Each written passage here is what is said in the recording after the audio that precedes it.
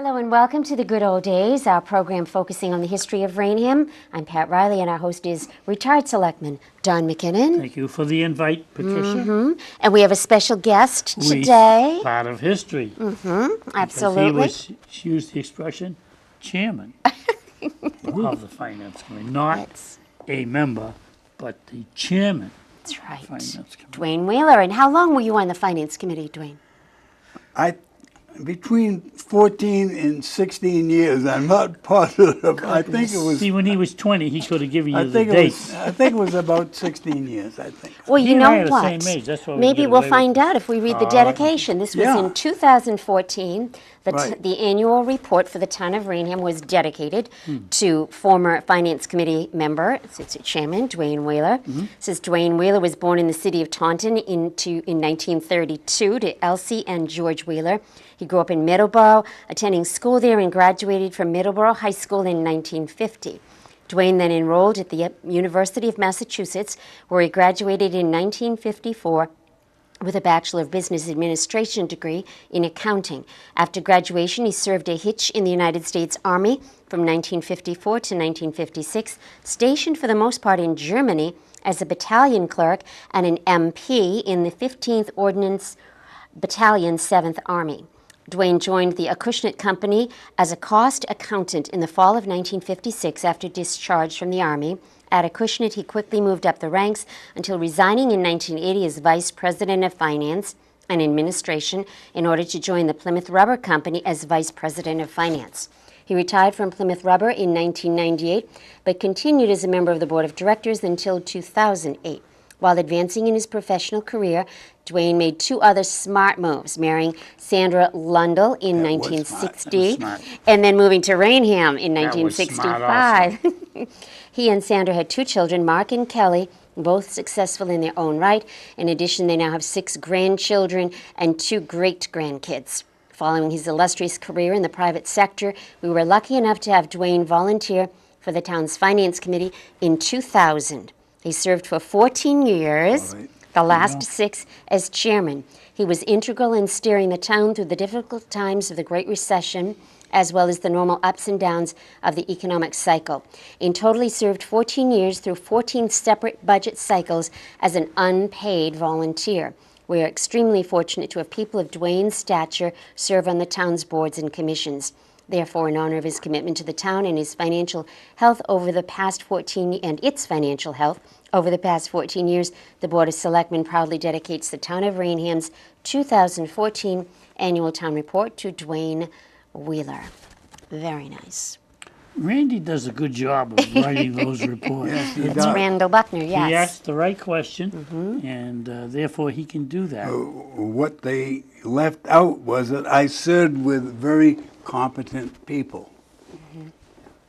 We are so fortunate. It is an unpaid position, and yet we've been lucky to get some very qualified people to serve in that position, which is I critical really to believe, the town. we say different boards are important, but you know the Finance Committee is the last rung of a defense.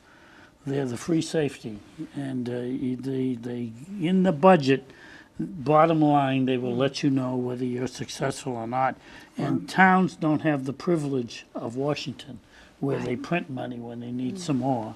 Dwayne would like to print some money if he could, but he has no ability to do that. So the balanced budget, tell us a little bit, Dwayne, about the departments, because that's got to be something which has to be handled. What we ask of the Finance Committee, unpaid, is to meet with these department heads and discuss with them the reason their budget should fall in line. What you know, though, in all honesty, is this is a very easy town to be on the Finance Committee. Read the papers of our neighboring towns. And the big difference, I think, is that the managers in this town, and we've had a lot of changes in the last couple of years, they work together. They really do. So if the Finance Committee had to reduce the budgets, we would go to the large departments, obviously, the police Because and they fire, had because they have the budgets as such, and tell them, and they were very cooperative, so that you really didn't have to browbeat anyone. You just have to say, I need your help, I need you to reduce X amount of dollars, and thank you. You know? I'm glad That's you true. mentioned that, Dwayne, because years ago, and this is a very short episode, but years ago, a person came back to a committee they were on previously. The committee, when they were on it, was controversial. And when they came back to it, the committee was operating successfully. And that person really started to get an antagonistic attitude and got argumentative, you know, and brought down the old office down there, you know, and I said, we don't do that. And he said, well, I'm going to do that. And I said, no, you're not. I said, that's how long it took us to get this committee. Well, you can't So win that way in business. Yeah. When you're responsible Yeah, but for asking- lots of people. I mean, there you have Yeah. to seek cooperation, and in the town even more so Yeah. because But see, they're people- all volunteers. They can go home. You believe it more than most people because you come out of business. You and John Cochran, I'm naming some names now that go into the finance committee right out of business, and you realize how different the municipality is. It is different. It certainly is. Just read the newspapers. But there's always been, for the most part, that Cooperation. spirit of working together in yes. Raynham. Yeah. It's not one department versus No, another. no. It's all for one. Pat, we see that in the school committee. I watch school committee often on TV, and you can see the cooperation there. Right. Well, they waited a while to get Patricia chairman, and once they got her chairman, you She'll see, never get away. wow. The main reason is she can pronounce their names. Ms. Prebukowski. I said, well, how do you? I call the doctor or Susan. Dr. Sue. That's funny. So I mean, yeah, you manage to balance it when you do that. So, and that's what Dwayne did when he was on the finance committee. No one took ill of him because he was chairman, and they accepted him as chairman. And that sometimes in committee that's not acceptable. I ran against the chairman that was not acceptable, but that's Well, you know, another story. I had an advantage in that I was retired from business, Right. while the other 6 members Yeah, go to, were working every day. So that yeah. that was. But look, definitely Marie an advantage. Smith, Karen Roberts. I don't think Joey was on finance. I wasn't on finance. No. So once in a while, a selectman sneaks through that was not. Jim Ross, Jim Oh, Ross, yes. Gordon Ted's- Luciano, Ted Sargent, John Donahue. John Donahue, John Donahue. all coming off of Yeah. finance committee. So a lot of times, because then, better than Joe and I got to say, those people know the inner of the budgets, whereas we, non-finance committee people, we look at the big picture. Those people who are on the finance committee, such as you and people you tutored, they know where the dollars are.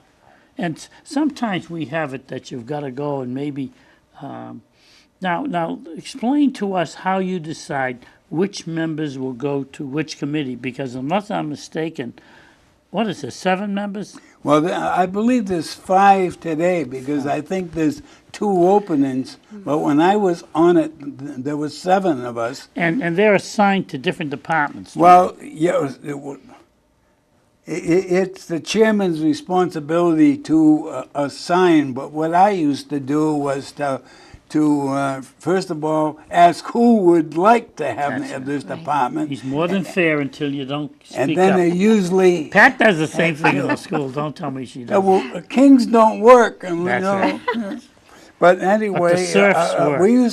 I used to use 2 members, but would change one of them each year, so there was always experience Right. sitting there, which you needed. But for the most part, we just asked who would like to do such and such, Yeah. and say, well, sorry, because you've been on that one long enough. Now, is there one person else. that maybe has to do several departments because they're small? Chairman. Chairman would take the. What happens is is the chairman's are smart enough to sit there and say, well, the difficult departments, just because of size, not because of the management. Right. And because these departments have excellent managers. At that time, Roger Stolte was with highways, so that was a large department. The police department obviously is large, and the largest and the largest budget today, and still is the fire department. So, Larger than the police? yes, yes. Yeah, look at Did you know that? look at We know the school department. Yeah, right. See how, Well, see how I he can think be diplomatic? He's not saying it, Pat. I think what happens, well, school department obviously So, is. now I everything else, apologize, I know. Patricia. I didn't mean to single you out here. We never thought much about the school department because the school department always brought the budget in subsequent to the rest of us all deciding where we were. That's, in a sense, that's true because the school department has professional accountants, whereas the regular departments had people like me, regular people coming in with their budget, whereas you've got, what's the name of the young lady you have now? Director of Business Services. Kathy The school Macedo. department Kathy would give us Macedo. an idea. She's very good, She's by the way. excellent. Mm. We knew about where the school department's budget was going to come in. We knew it wasn't coming in 18% higher than last year, type of thing. So I used to, and I tried to get, now, I'm terrible with names, so I apologize, the former superintendent. Who just- Dr. Forbes. Dr. Forbes. The last show that Pat and I had her on, and I said, I know that superintendents have the budget they hope, the budget they manage to live on, and the budget they really can't make it. And I said, is that not true? She says, well, and she flim-flammed me and got away from the subject because that would mean admitting there are three budgets. But she was going out. I figured, where's the... I can't even get people to admit things when it's one well, time. one thing that we did change when I was on the committee, and I wasn't the driving force to change, but instead of on the warrant printing many expense lines, you remember we combined them and Yes. said you've got two lines, wages and salaries one, and other expenses, so that the managers didn't have to live within the individual expenses as Sure. such. Because when you think about it, it's impossible to forecast a year and a half ahead Absolutely. every line item on a Yeah, budget. poor Eddie Murby would have a budget for snow and a budget for basically the parks and all. Yeah. And sometimes they had to move them from one to the other, where then they would have to go to department heads of the finance committee to get the approval. So I think you're right in Right. doing that, Dwayne. In other words, Yeah. bottom line, live within it. But the person who, I'm going to use the word audit, which is the finance committee goes in, they have to see those different lines. Oh, yes, absolutely. Working with the mechanics of it, basically, the committee sends out a letter in late November or mid-December that puts guidelines out to the department managers. Request you live within here, and these are the rules that we will insist on, type of thing. And then effectively, the town accountant, as soon as he's closed 6 months of the current fiscal year, sends an individual a budget out to the department heads, listing the prior year's actual, the prior fiscal year's actual, the current fiscal year's budget, the current 6 months, the actual 6 months of the current fiscal year, and then has a column in there for the new budget that the department managers are responsible to fill in. And then, of course, it has a percent line box there that says this expense is what percent of the prior year's budget. See, the thing is, people watching this, and I hope they're paying attention to it, because what you've got here this night, if it's being shown at night, is that we're learning how the Finance Committee analyzes the budget. And it isn't just going in and looking at the bottom line and saying, you should come up the same as last year, maybe you can go up 3%. You know, it's really dissecting that budget. But Dwayne, you don't have to be an accountant, No. do you? No, you don't. happen to be an accountant, Well, I which spent helps. my life in accounting, finance, and accounting management type of thing. But no, you don't. No. Bill Lewis and Michael Alley. Mike might have been an accountant. I think he might be. He's back on the assessors. But Bill Lewis is a banker, Yes, Bill Lewis is a banker. and he was on finance. So many of these different boards, they originated from finance, and then you Right. and I didn't bet. Right. But, you know, they have to. It gives you a background understanding of the departments. You know, people ask me, well, what's the difference in municipal accounting as associated with business accounting? A business manager is responsible to bring in the profit, bring in the bottom line, and you better bring it in within the budget, especially if you're part of a conglomerate, because that's your task. Would you explain for the listeners what a conglomerate is? Well, it's a company that really owns many companies. Right. And that's a lot of it today. Yes. A lot of businesses. Yes. Wow. Of course, that Riley Oil, for example. when I was with No, the Riley Oil no, is sole no. proprietorship. Yeah. I apologize. No, that's true. And When I I was was- with the Kushner, it was private.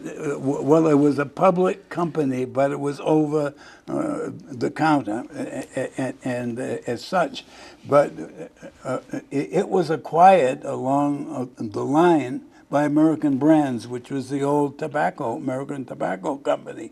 Now, each one of their companies, and I had like 20 companies, had to report into New York City all the time. Gosh. So And it done- Dwayne, you had to go to New York City. Oh, yes. And Dwayne not only went to New York, but he ate with the executives. When the elevator would get off at a floor for the everyday people. And Dwayne stayed on the elevator, right? Well, you know, it's funny. There's politics and everything. It wasn't of funny to the course. people who were getting out on the floor and you were still on the elevator. That was not funny. When I was first acquired by American Brands, it was interesting because they quickly told me that most people ate on the fourth floor. Okay. Divulging this fact. And the company supplemented it. So, but the managers ate on the sixth floor, I think it was. Okay. And the executive officers ate on the seventh floor. Well, because I was on the board of a Kushner company, we effectively had to go to New York every 3 or 4 weeks and report in, and that's what we did. You used to say I sat on Did they the put Kushner board. put you up at the time? I mean, you didn't have to stay in the YMCA. No No, disrespect we to the just- YM. No, we my flew best down friends. in the morning on the shuttle and flew back at night. Oh, wow. But what would What happen? floor did you get to eat on? The seventh. Oh, okay. Yeah, because we were. It took a while to get to it, because didn't it was our He wouldn't have board. told you if you didn't push him. Because it was our board that was meeting right. with the big officers of the company, and we ate on the seventh floor. The advantage to that was everyone knew you ate on the seventh floor, Okay. so they would do everything for you so that you could pass a good word to somebody. And you used to be okay. very careful to meet. If I met someone in the hall and I was with the chief operating officer or the CEO or something, we'd say, Paul, thank you for what you did for me. And you'd turn to him and say, Paul, you know, I wish he was on my team because he's a really good man. All right. And that's the kind of a game you played. Yeah. But it was kind of fun, but it wasn't, you know. No, Pat, you got to picture it though, right? There's an elevator, 4th floor, bing, bing, and a bunch of people go up, and Dwayne says to them, "You have a nice day." And of course, on then the 7th Real floor, important people, floor 6. on the 7th nice floor, day. they gave you a Still on the menu. elevator. They gave you a menu during the morning, and you could pick wait, out. What you wanted. Yes, yeah. Right. Yeah. That, but anyway, Now, how many years did you do that? Not to brag, but how many years? with them, I was with Acushnet for 3 years. But You're I on that spent- elevator for 23 years. No. About the last four or so. We're going to get to it. About 4 years. 4 or so, because that, You were Mr. and that's Big why that I Cheese. finally resigned from Acushnet, was that effectively we had used to being kings, and now we're reporting in all the time, and so It lost the glow of it yeah, all. well, yeah, the fun was gone. But anyway, but the but thing I is- was telling you Yeah. the difference in business is bringing a profit. Right. Yeah. In the town, these departments are there to provide a Service, service right. to the Not a profit. town. No, to provide a service. So that's a huge difference in the budgeting But process. it must balance. Well, yeah, it has to balance, but it does in business too, believe me. You know, But we always had a kitty, you know. See, when you got people retired, you're all set, because people don't understand when Dwayne came on as a retired person, that was one person. And then like Tommy Gallagher would come on, and I'd argue, "You got to go back on, Tom." "Well, I've been traveling." "Never mind traveling. Get on that board again." Well, So Tommy go on the board. He's and then- another very competent Well, manager. what I'm saying is this is the reason that there are openings at time on the finance committee, because the people on that committee are so important in their business world that they have to give it up at times because they got to fly to this Yeah, place. they don't have time, and I said I was retired, but I served with many good people. Unless you get Gil like- Aligi, the chairman right Yeah. now, Now, where is Gilby, he's Gilbert working? very, very competent manager. He's the accountant. No, he isn't. He's an engineer. Oh, I'm not sure that's which good kind. connection. His dad's very Excuse me, famous. Gil, if you're watching this. His, what kind of his engineer- father is famous. His mother is famous, really. Yeah, He well, I comes know from a he's- famous family in the city of Taunton. He's a very competent manager. Yeah. He really is. Well, he comes from good stock. They're good people, his family. But But- that was the big difference between business and the town. And the town is lucky because the person that succeeds to become chairman normally is working within the scope of the need of the town. And so therefore, they don't let, and it did happen once in a while that someone has ambitions to do something else. But basically, the town of Raynham's been very fortunate in its finance committee over the years. Well, When I first came on. Right. in their whole structure, their whole management structure, Randy Buckner does.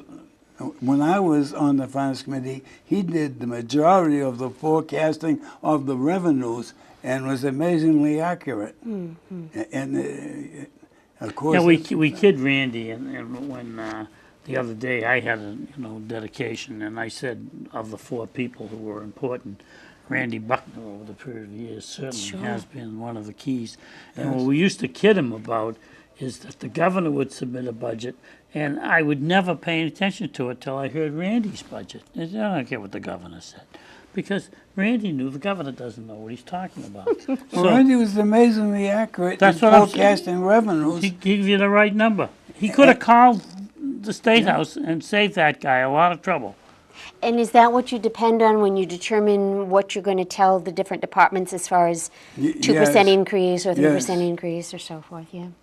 That's why What we Buckner is usually retiring went in in when? with April, was I think he's somewhere around 2%. You know, we thought that, and we knew who couldn't do it. Right, right. And of course, the very large departments, because of the size of their budgets, excuse me, large managers, but always have a little kitty buried somewhere. Well, that's you know. I tried to get the But the superintendent small- to admit, but she wouldn't give me that. But Which I the wouldn't small if I was departments she. don't.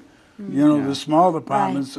For instance, what is Marcia going to do? How much can she bury?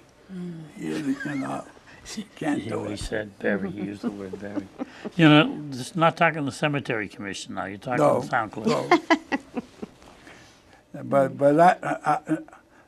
I really enjoyed my. I'm surprised you resigned. I just don't understand this. Yes, I an can opening, you could always go back on. on the too. back bench. We call that. You can go on the back bench. But I think, and I really do, I think that change is important. I think that I learned in business, part of my early business career, I was a programmer on what we used to call IBM punch card machines. I did those. Yeah, for the And state. I did a lot of that programming.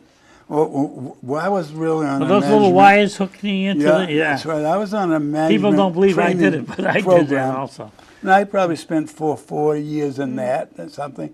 It was very rewarding because you had instant reward. It either worked or it didn't. And the higher up the management chain you go, the longer you wait to find out if the decision made 4 years ago is correct. Yeah. You know, and that was probably the most rewarding job I ever had was a programmer. Yeah. But then I had to leave that because I had to go back into accounting. That was part of a training a management program. It was a good job because I used to do that programming too. Yeah. But then it was locked. When I graduated from college, I went and they sat down. I says, "Where can I go now?" This was the state. They said, "You can't go anywhere because everybody's in a position that they didn't earn. So they can't go any higher. They're certainly not going to go lower. So that you got nowhere to go, McKinnon." And so then I got out of the state. So What amazes me is some of these little hand telephones that people carry are bigger than the biggest machines I worked on in 56 and 57. Yeah. it's funny how it changes. When I went in the service, he and I went. We have basically the same type of slots that we went into as the years went by. And when I went into the service in 52, I had worked 1 year on assigned risks.